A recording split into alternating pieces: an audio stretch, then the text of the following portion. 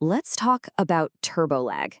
You probably think you know what it is, that little pause before the power really hits, but the real story, it's a full-on battle against the laws of physics happening right inside your engine. And trust me, the main enemy is not what you think it is.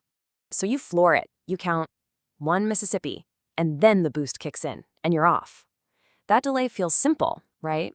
But what's actually happening in that 1 second is a multi-front war against mass, heat, and pressure. And if you want to know how to win that war, you've got to understand the battlefield. So right off the bat, forget thinking of turbo lag as a single thing. It's more like a conspiracy. You've got the physical weight of the turbo's guts fighting you, you've got precious feet energy getting stolen, and you've got the simple dynamics of moving a whole bunch of air. It's a team effort to slow you down. Okay, first things first, we have got to get our terms straight.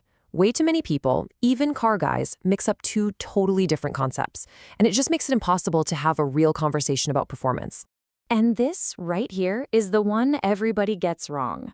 Boost threshold? That's an RPM problem. Your engine just isn't spinning fast enough to create enough exhaust gas to do anything. You can wait all day, no boost. But true turbo lag?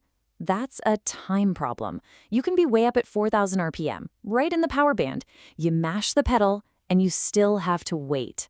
That delay, that is the lag we're talking about today. So this lag, this time delay, is caused by three main villains working together. First, you've got mechanical inertia, which is just the physical weight of the spinning parts. Then there's thermal inertia, the invisible energy thief. And finally, system dynamics, which is basically the physics of filling up all your pipes with pressurized air. Let's take on the biggest baddie first, inertia.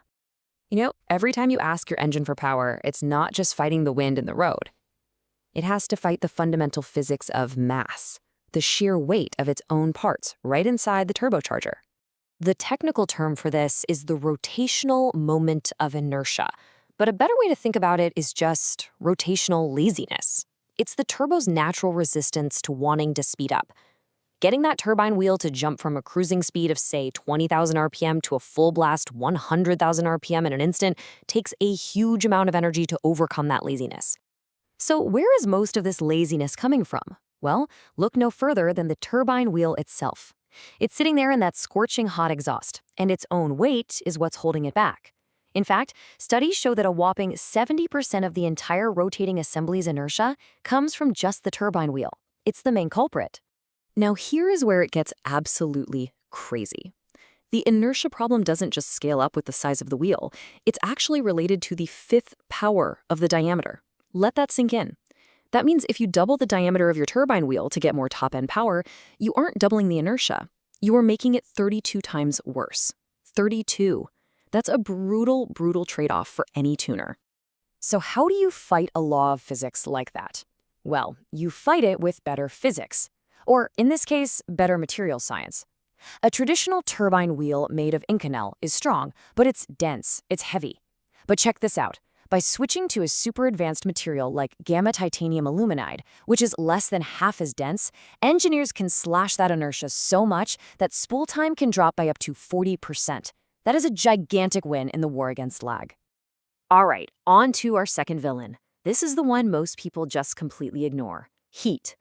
Let's talk about where your exhaust energy really goes the moment you stomp on the throttle. See, when you go full throttle, that first blast of superheated exhaust gas doesn't just go straight to spinning the turbine. A huge portion of that initial energy gets soaked up. It gets stolen by the relatively cold cast iron of your exhaust manifold and the turbine housing itself. They have to heat up first before they let the energy pass. And we are talking about a massive amount of energy here. Under full load, a turbine casing can hit 839 degrees Celsius. That's hot enough to melt aluminum. Before your turbo can even think about working at its peak, all that surrounding metal has to get good and hot. And that process takes time that you feel as lag. So here's the best way to think about it. Your cold turbine housing is an energy thief. It has a huge thermal mass, and it demands its cut of the heat energy before it allows the rest of it to get to the turbine wheel. It's like a thermal tax you have to pay every single time you press the gas pedal. And all this talk of heat and flow brings us to a concept that every single tuner, every single enthusiast has had to struggle with. I'm talking about the brutal trade-off of the AR ratio. This chart right here basically shows the classic tuner's dilemma. The AR ratio determines how the turbine housing performs. Think of a small AR ratio like putting your thumb over a garden hose. It creates a super fast jet of exhaust gas that spools the turbo very quickly. The downside? It chokes the engine at high RPM.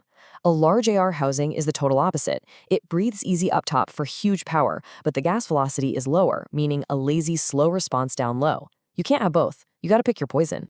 So, we know our enemies are inertia and heat loss.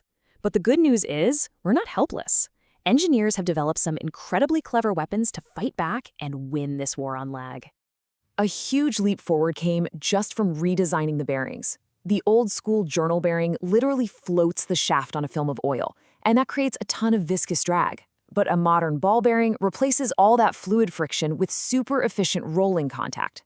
Just that one change can cut friction by more than half, especially on a cold morning when the oil is thick. And that gives you a much, much crisper spool up.